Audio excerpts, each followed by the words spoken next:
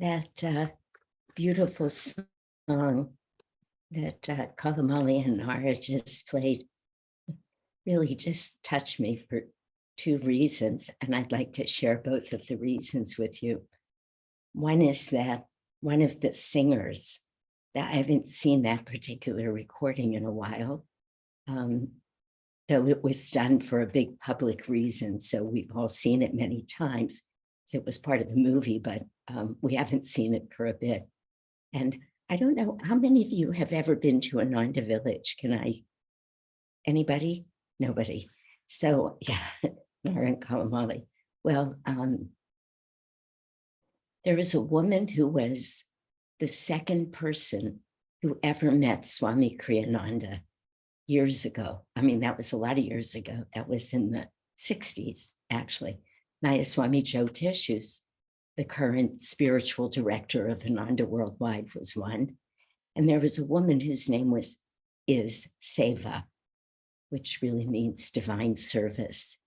And Seva spent her entire adult life with Swami Kriyananda, and she just passed probably, I don't even think it was a year ago. She was in her 80s. She came home from work one day, told one of the other women that she lived with, I don't feel very well, I'm going to lay down. Serving right up until that very moment. She came home from serving, doing something, and she just laid down and passed. I mean, it was actually a very, very beautiful moment. But there was Seva in the middle of that song, and it's looking so exquisitely beautiful and so alive, singing about the fact that life is a dream. And it is a dream. Here she is, she's gone, but here it is, she's so with us. And I think it's more poignant if you know somebody, but it's pretty poignant anyway, to just see somebody who not that long ago was completely and fully energetically with us. And now certainly fully energetically with us, but in a completely different form. It really does point to the very theme of that song that Swamiji was writing about. Life really is a dream. It's a reflection, all of life as we know it. And I assume I'm saying things to you right now that you all already know, but nonetheless, it's always good for us to hear these things again, absorb these teachings again in new ways and in new moments. Just the unreality of the life that we live out there, and that the only reality is our inner reality. And the other reason that it really touched me is that I recently returned from a 3.5-week pilgrimage to India. I've been to India many times before, but this was an unusual time. This relates to all of us if we're listening carefully. I was called to go to India. I knew I had to go. I kept telling people, because I have this very full life, which has to do with being spiritual director of a large congregation in Palo Alto, plus having a husband who's been quite ill for some time. And I'm the primary caregiver, plus having our new little puppy, and I'm the primary caregiver. So there's a lot keeping me here. And I kept saying to people very calmly for months leading up to the pilgrimage, I want everybody to know I'm going to India no matter what. And I meant that. I meant even if my husband passed or whatever was going on for the congregation, I was being called to go to India. So it was a very meaningful journey for me. I felt I was being called, and in fact, I was. And this is just not quite as relevant other than being able to be in the world, be what most of us would call busy, though I've taken to not use that word because it's a little too frenetic, rajasic. So I prefer to say life can be full at times, but to still listen and to know where we're being called when. Because if we can do that, it brings a very particular kind of balance into our lives. We can be doing a lot, some of which looks more worldly than other aspects of our lives. But if we're listening with our heart, then we can be sure that we're exactly where we need to be when we need to be there. So we're not conflicted the way it's very easy to be conflicted, like classic example is working mothers. Maybe I have to these days say working mothers or working fathers. I don't know, to be fair to everybody, but how often did I hear throughout my professional career as a physician, people coming in, and in those days it was mostly women, just saying, when I'm at work, I feel like I should be home with my children. When I'm home with my children, I feel like I should be working more. It's a very common dilemma for everybody, and I still hear it in different ways. But when we're listening with our heart and we're looking for guidance, just like Jesus said, for those that have ears to hear, a line that Paramahansa Yogananda repeated over and over and over again, that, and for as many as received them, to them gave he the power to become the sons of God. In essence, they mean the same thing. In essence, it means if we're present, again, through our heart, through our divinely loving, through the very essence of where we can have inner communion with the divine, then we know when we need to be home with our kids, and we know when we need to be at work, or we know when we need to be giving a sermon, or when we need to say, gee, my husband's quite ill, I need to be home.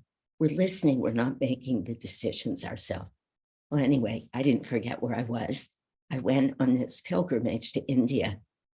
And in fact, it was quite profound. I won't be able to share much directly with you about it today, but it was life-changing in that a shift of consciousness occurred during that trip. So I imagine even when I'm with you all in person, which I hope to be next September, these stories will still be with me, because that's what happens when our consciousness shifts. It means energy rises in our astral spine in a way that opens us up to that flow of energy that connects us with the divine. It's not fickle. It doesn't come and go. We're all here to open these chakras. It's what the true nature of pilgrimage is. So when it happens, for those of us who are seeking, as every one of us is, or we wouldn't be together today, that remains our reality. We don't usually go up and down and up and down. We stay open. Well, on that pilgrimage, one of the places that we went, I went with a very small group at this point. Everything changed throughout the trip, but part of that very small group were Jyotish and Devi. And so it was a very profound moment in a profound journey. And we were walking in Sarampur. And you may remember that that's where Master met his guru, Sri Yukteswar.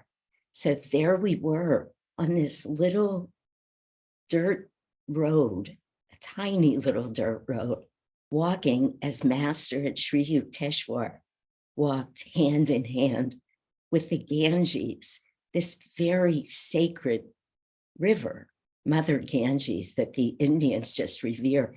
Actually, it's a tributary of it, but for all intents and purposes, it's the Ganges right there. And just that song just came to me, because there's no way to try and live in an outer reality. Say, gee, this is 2022 and I'm in Sarampur, and to stay so logical about it. I was holding Davy's hand at the time. And I turned and I looked at her and I said to her, life really is a dream. But I mean, really, like if you could stop with me for a moment, I got it. It's a dream world. Master said that to us so many times. And we say, oh yeah, it's a dream or it's a movie or all of the analogies that he used. But how often do we really get it? Get it means allow it to come in a way that transforms our lives. And that's what happened in that moment. I would say I understood, but it was not a mental understanding. It was a heart opening that said, everything out there is a dream. And even the fact that Master and Sri Yukteswar held hands and walked along this little road along with the Ganges flowing in such a big way there, you know, whatever year that was. And let's see, Master was 20. So that was before 1920 because it was before he came here. So it was 100 years ago. They were there and then I was there. And it was, you just couldn't make sense. It didn't fit into any way to cognize it. You just had to cognize it, as Master says, in your heart, that famous line from the autobiography, which is not on point here, so I won't say it, but when he talked about cognizing something as the center of the Empyrean, he said, as the center of all that is. This is in the AY, which I assume all of you have read. And that's how I felt. It was so beyond mind. So what a perfect song that you chose. Let me just say to you briefly, I thought I was coming today to talk about pilgrimage, and the truth is, all of our lives on this path we're on a pilgrimage. That's the real pilgrimage, is the internal life, the energetic evolution of our soul in our astral spine. So we're all on pilgrimage. Every moment of this life, we're on pilgrimage. Our job is to tune into it. But then Nara and Kalamali said to me, you know, we were hoping that you would talk a little bit about being in the world, but sort of not of it, being in the world in such a big way, but being able to constantly, as much as possible, it's our job, what we're doing here, to try and hold on to the essence of our life, of making spiritual progress. And I was given the quintessential test for all of that because I met Master in 1977 on the beach in Encinitas. He had a little visit with me. He didn't exactly appear to me, but he came to me and he told me to go to medical school. That's a bigger story, but that's maybe for when I'm with you in person. It's a beautiful story. It's all of our stories. The stories belong to all of us all the time. But he told me to go to medical school, and he told me it had to be an Ivy League school. I don't know what that means to any of you, but as Nara said, they are the top schools in the world at this time. Well, anyway, I did not even have a college degree, but I applied to the Ivy League schools. And then the acceptances started coming in, right? To Yale, to Duke. Anyway, waitlisting at Harvard. It's like a divine joke. No way should I have gotten into those schools, except Master was opening the door. Had nothing to do with me, but he wanted to use me, is all. I feel very humble about it. And I mean it when I say these stories are for all of us. But I went to Stanford Medical School and I developed one of the busiest medical practices in the entire United States. At the same exact moment that he was calling me onto this path, that he was saying to me in the late 70s, you go to medical school, and by the way, we'll help you get the biggest practice in the United States. Now that's a chunk of work. And then we'll bring you to Palo Alto and we'll grow you up to become the spiritual director of the Ananda Palo Alto community, which is also a chunk of work, or seva, as we would say. So I lived those dual lives for a long time of serving fully and completely with this beautiful congregation, and now around the Ananda world, always with great joy. I really have to say, it's been a life of many, many, many 18-hour days, many 20-hour days, but always with great joy, and a life in a medical profession that was filled with joy and a sense of true awe that I was asked to do that. Like, I imagine many of you, and I'll be eager to hear about it as we open to questions and answers about this or about anything, honestly. What is it that happens when you have a very big work to do in the world, and yet you're pursuing a spiritual path? What is it if part of your karma and dharma was to be a parent to 1, 2, 3, or 4 children, or the husband or wife to somebody, 3, I see, yeah, 4. 4, okay, and 4 is a lot more than 3. Anybody who's been a mother knows.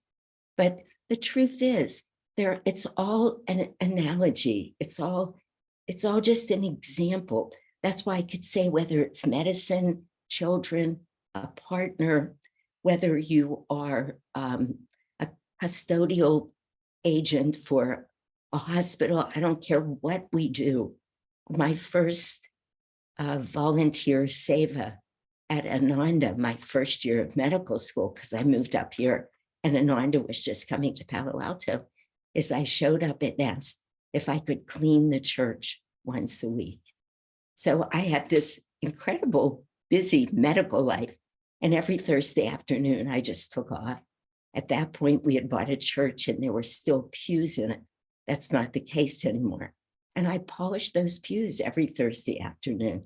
And I vacuumed that church. And it was just the greatest joy, from medicine to cleaning to serving to.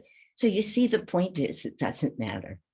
What matters is, how do we find what we call finding balance?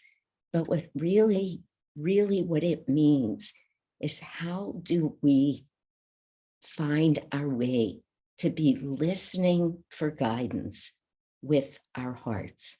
Because, as I said probably 15 minutes ago now, so I think I'll stop soon and ask for questions, but I started with this. The only real way to feel that we are not just in tune, certainly in tune, and attunement is, it's ultimately what we're looking for on the path. Perfect attunement, perfect oneness with a divine vibration.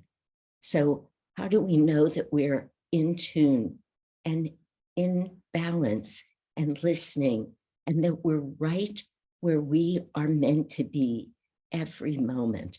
That is not easy. I'm not saying it just to you. I'm saying honestly, and anybody who is speaking to you, you listen when Jyotish speaks to us. He will say these things. He will say, this is not easy. Swamiji used to say, finding and following true intuition. So we know when it's God himself that's speaking to us, and not our egos, not our desires, not our likes and dislikes. Swami used to say to us again and again, it's the hardest thing on the spiritual path. So it's not like for some of us it comes easy. No, it's not easy. These egos have a huge hold on us, and they like to be in charge, and we all know that. So our job is to continuously be saying to our ego, no, I'm listening to God right now. Absolutely not. I'm meditating right now. I'll see you later. And then we find sooner or later, the ego has less and less of a hold on us when we constantly dismiss it. Then we know, we start hearing. Those are those who have ears to hear. That becomes each one of us. And in that way, it's a progression. Let me just close this part of this time together with this. I was just reading through a lot of what Swamiji said to prepare. We just had a Kriya initiation here. How many of you are Kriya bonds? So a few of you at least. Well, we had a Kriya initiation here. It's a fairly big evening. So I was doing a lot of listening to Swamiji talk about Kriya Yoga. And at one point, because Kriya Yoga is everything on the spiritual path is all about the astral spine. That's the bottom line. We could just cut to the chase, but certainly Kriya Yoga is. And he was talking about karma and reincarnation and how we neutralize or dissolve karma. And he said, you don't need to live through every single bit of karma that you've created in your past million lives. You couldn't, in fact. We don't have to come up against every bit of it. And if you don't know what karma is, ask me later during the Q&A. But he said, as long as you're making the effort, as long as you're doing everything you can do to draw your energy up to the heart chakra, and from there up to the point between the eyebrows. And in essence, that means meditating in one way or another. That's what that means. He said, eventually, all of that karma, you can't see me rubbing my belly, but I am, that's stuck in lower chakras, it gets energetically, magnetically drawn up here. And then karma is dispelled, not because we went after every little piece of it, but because we guided all of that energy magnetically up to the point between the eyebrows where the guru can step in and help us. So I touched on the whole of the spiritual path here, but let's see if we can make any sense of it. Let me stop for now and see if there are questions. And please don't feel that you have to pay close attention to what I said. Ask me any question about anything. I'd be happy to do my best to answer. I'm going to start just not even with a question, but just, I was in tears that whole time. You're just such a beautiful soul and a real, just an honor to all of us and to our gurus. And thank you for that.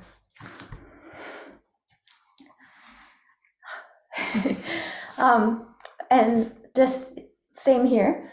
Yeah, I think your example of devotion in your service, Shanti has really given her whole life, her work, but also her spiritual seva. It's, you just see that she gives, with meditation, it's about our self-offering, and that's who she is. She's just offered her whole self to this path to find God, but in that devotion, we can all feel that energy. So thank you for your time with us. It's beautiful. And so Monica, thank you. She's already shared a question in the chat. For anyone who's new to our Zooms, we will read for you all the questions you type in and then give Shanti some time to answer them. So Monica's asking about when we dismiss the ego in the moment, how do we really go about that and bring master into our day? It's a little two-part question in a way. Yeah, well, let me start with the second part, because that's how we do the first part. But let me, I'm at a distance from my screen where I can see all of you perfectly, but I don't want to keep doing this to see your names. Who's Monica? Okay, great. Hi, dear. I just want to know who I'm speaking to, all of you, but in some ways, how to bring master into our lives more and more and more often can start in very practical ways, because otherwise these huge spiritual concepts, they're truths. They're not concepts, but they're impossible. I've often said they're just words, like when somebody will say to you, just give everything to God. What does that mean? That doesn't mean anything to most of us. If we knew what it meant, we wouldn't even be in these bodies anymore. So we can't give an answer by using the words that were in the question. If you know what I mean, it doesn't help. But so we start in practical ways, and I'll tell you what some of them are. As simple and silly as it may seem, I don't think there's any picture or anything in my home other than a couch or a chair that doesn't have spiritual content to it. So when I look anywhere on my walls, everything that I look at in my home has to do with God. That's a constant reminder in as many places as I can. Even the place where somebody who lived here before me in the community had a microwave, I now have a mini altar. You know, I put up little altars. I carry my meditation beads with me almost everywhere I go. Where my computers are set, not my laptop, I keep little Murtis, little statues sitting right near them. Yogananda said the most important thing on the spiritual path next to God's grace is the company you keep. So as often as possible, we try and spend times with Guru Bhais, right? The Sanskrit word is SATSANG, seeking truth with company, with spiritually elevated company. These are all ways that we remind ourselves. We chant. If we're not able to chant ourselves, we play chants. A friend of mine, I've told this very often, about a year ago now, gave me this.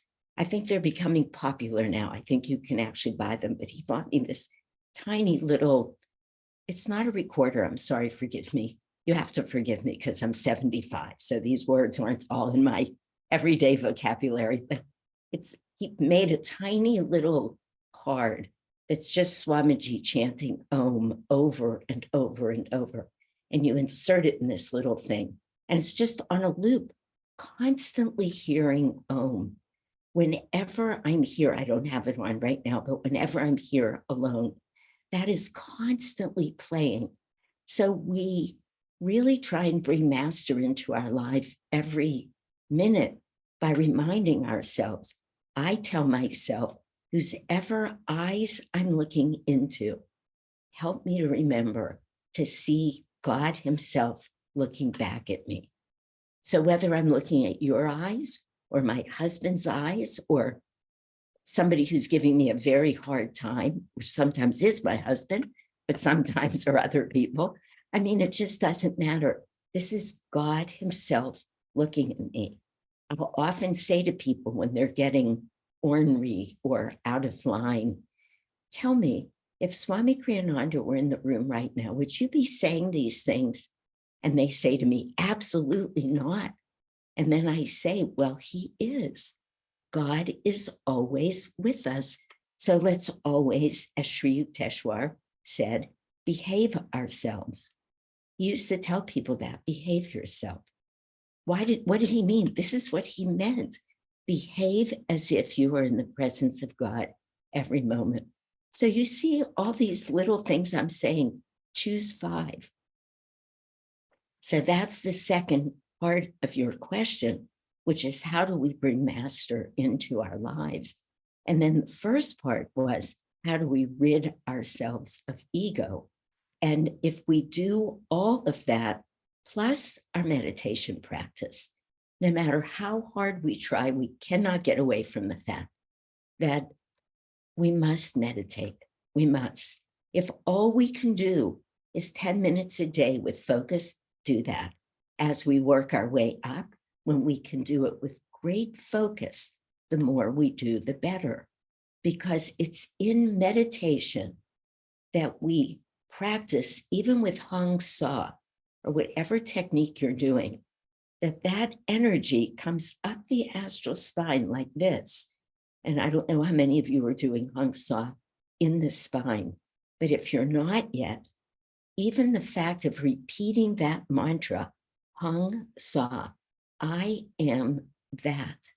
I am spirit. It's elevating. And even if you're not doing it in the spine, you're doing it from here to here. However you've learned it, the final destination of that hung, I am, is at the point between the eyebrows. And every time we raise our energy there, every time we take a breath, which is really energy, and we bring it here, we are getting rid, literally every time, of the tiniest little fragments of ego. We don't always know it until we reach a critical mass. And who knows what the critical mass is? It might be one day you realize you're not as reactive with your boss or with one of your 4 children, or, somebody says to you, wow, you're just beaming. You look so beautiful.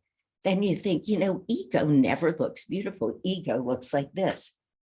It doesn't look lovely and charming and like you just want to fall into somebody's eyes or have them put their arms around you. No, it doesn't feel that way.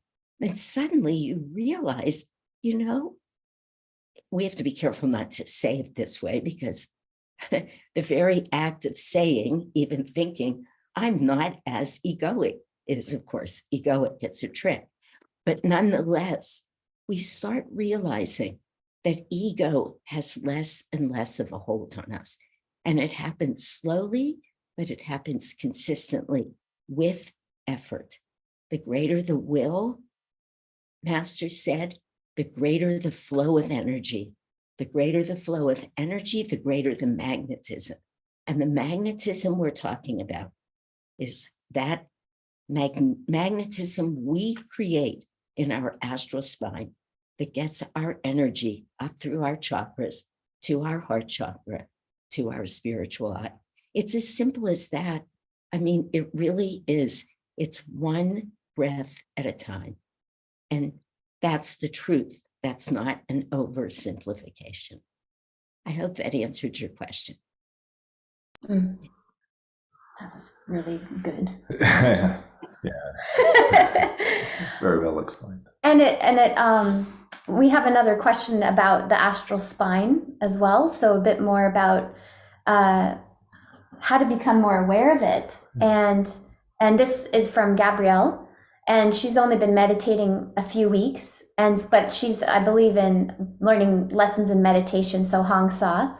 And so you'd already started to touch on that, and maybe we could just talk about that a bit more. Yeah, sure. I just wanted to mention, I think just even from a medical perspective, Shanti might appreciate this. If you often, it's when it's not there. So if you've been practicing for a while and then you miss one, that's when you find out, you're like, oh, wow, like there's something missing. And often, whether we used to in listen to breath sounds or heart sounds, you would listen to all sounds so that you recognize one that was abnormal.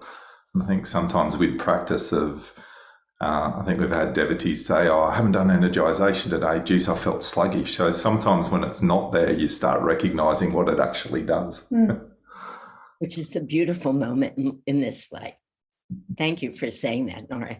And it's just such a beautiful and important moment when you get to that place where you realize you really don't want to start a day without doing energization or without some meditation, because it sets up everything very differently. So thank you for saying that. I completely agree. Yeah. And what was Gabrielle's question? I forget. I'm sorry. No, that's fine. Speaking more a bit about the astral body and the spine, becoming aware of it. So she was saying that she'd been meditating a few weeks now and is just curious more about speaking to the movement of energy. Being aware of it. Yeah. Mm-hmm. Well, first of all, Gabrielle, let me tell you, you're doing exactly the right thing. There is absolutely no way to become aware of the astral spine, which, by the way, is as much of a reality as our anatomical spine, even though we can't see it, X-ray it, put our fingers on it in the usual way. But it's actually the core of our very existence. In fact, it's from that the entire body, that energy made manifest, are these bodies as we know it.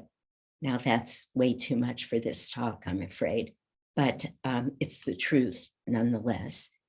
The way to become aware of it so that you're aware of energy flowing is through meditation. There actually is no other way, and I mean that literally. Science is beginning to know about these things. When I was young and first teaching, science knew nothing about it. So there I was at Stanford, even before I was at Stanford, honestly, trying to teach people concepts that science was arguing against. That was a challenge when you're up against what we call, quote unquote, some of the brightest minds in the world. And they got very good in their heads. And I was trying to teach them something that was beyond mind. No, it did not go well. I learned my lesson very quickly. But there's no other way. It has nothing to do with knowledge as we typically think of knowledge. It has nothing to do with intellect. It has nothing to do with anything other than meditation. But having said that, let me say this for all of us. What Yogananda chose to write on what's called the frontis page of Autobiography of a Yogi, means the very first page, is he wrote, "Lest ye see signs and wonders, you will not," I didn't say agree. Do you remember? Believe, that's right. "Lest ye see signs and wonder, you will not believe." And that, of course, was a masterful thing to write by a master. So what I'm saying is this: reading these sacred books, reading Autobiography of a Yogi, if you haven't read it yet, reading almost any one of Swami Kriyananda's books, but certainly the Raja Yoga book and his commentaries on the Bhagavad Gita, absolutely brilliant works that begin to teach us what this all means from the spiritual perspective. And it's done so simply in these works, because when you start seeing or experiencing miracles, what we would have called miracles before, you very quickly learn on the spiritual path what a miracle is just when we see truth, absolute truth. But our lives have been so clouded by delusion, by thinking that what we see is what's real, by thinking that man can only be in one place at a time, by absolutely believing, because who wouldn't, that I am completely separate from this chair. After all, it makes perfect sense. I can sit on the chair. But once you start learning that everything's energy, but energy vibrating at different frequencies, and it's the difference in the vibration that creates an illusion of separateness. Very much like you look at a fan that's running and you could swear it was one blade. That's an optical illusion because it's actually 3 or 4 blades. But if somebody had never seen a fan before, you couldn't convince them of that if it was running, not until you stopped it. In the same way, we can't convince the human mind that things are not what it's seeing. So I'm not going to try and convince you now. That would be a waste of all of our time and all of our energy. However, when you put yourself in a position to start seeing or reading about miracles from people that you trust, when this happens, then you start saying to yourself, life is not what I thought it was all of this time. It never was what I thought it was. It's something else.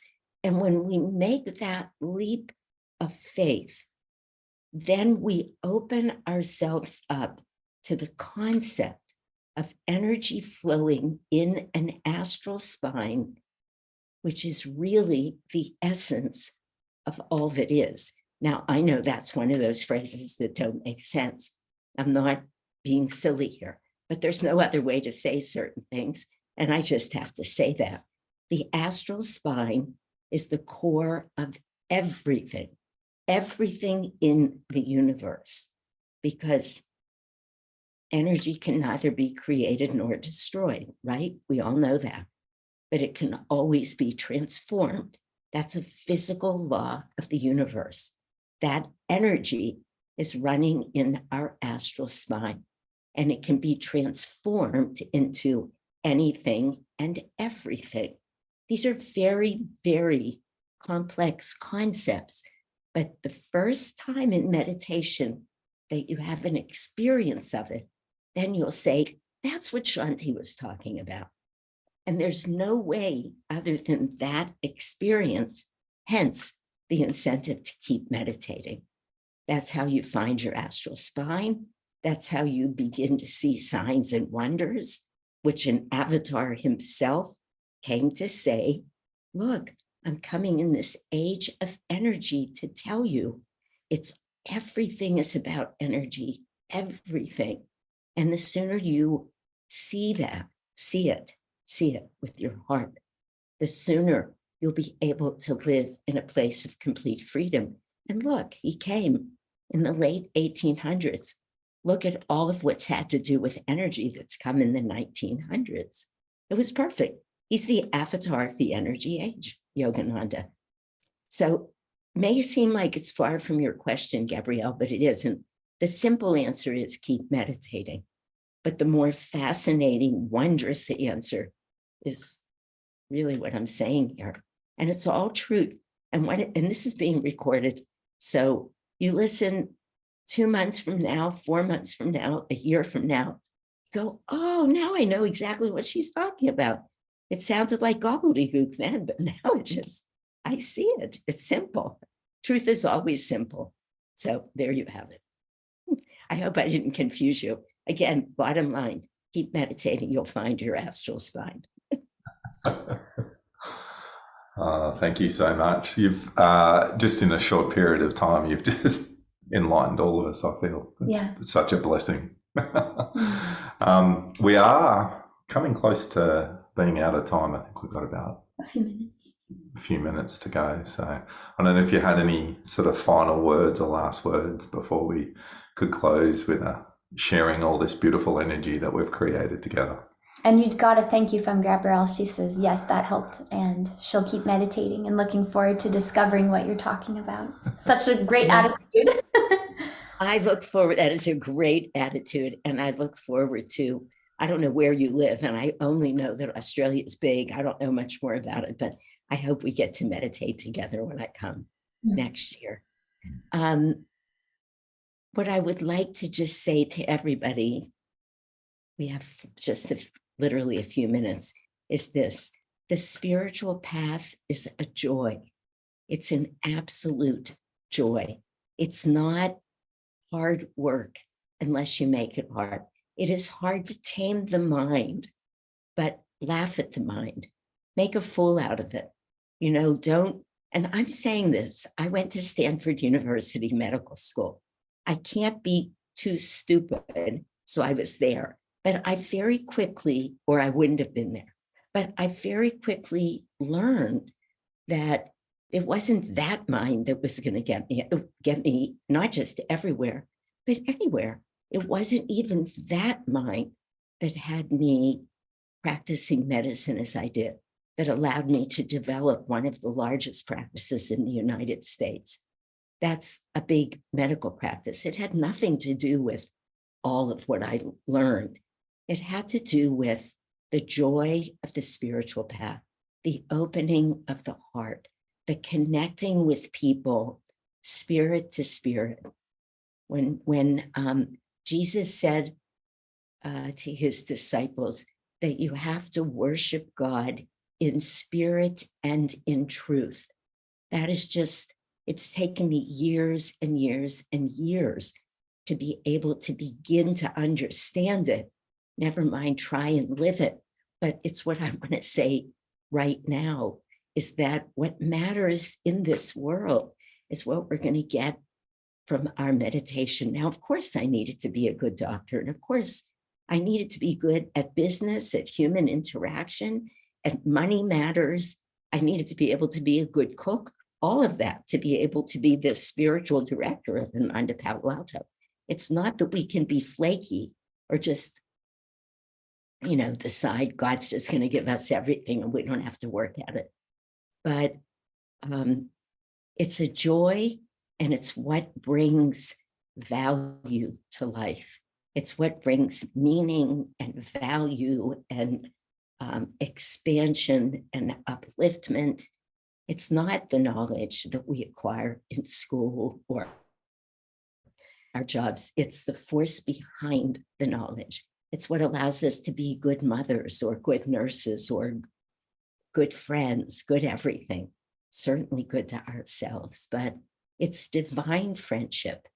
And biggest friendship is with God himself. But Swami Kriyananda always signed his letters in divine friendship.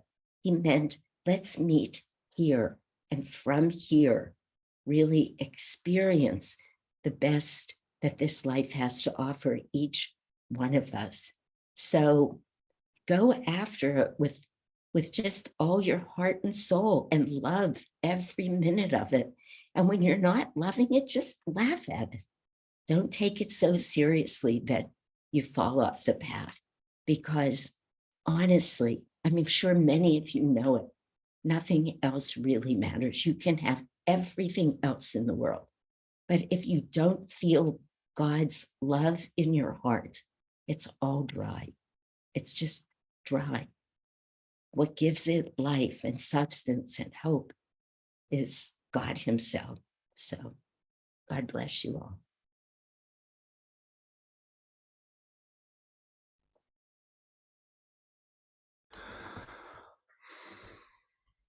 Should we all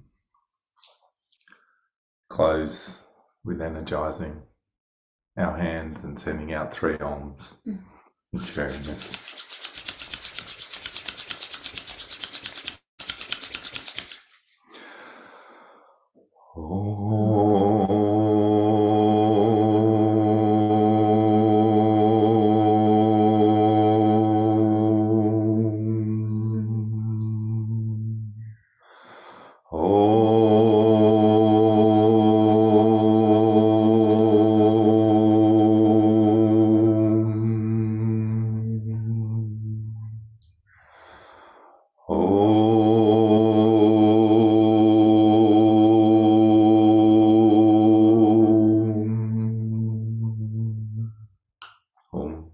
Shanti, Shanti.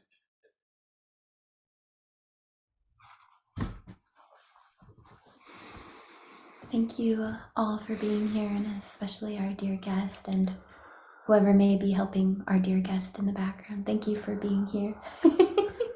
We send so much love. It's so nice to be together. Thank you all for taking the time on this beautiful day to just be together. It's so wonderful to share these teachings with all of you and with Dr. Shanti to be here. So, looking forward to seeing you soon. yes. Very soon. Likewise, I hope to be able to meet you all in person and maybe back here at least once before then. So thank you all so much. It's been a great joy.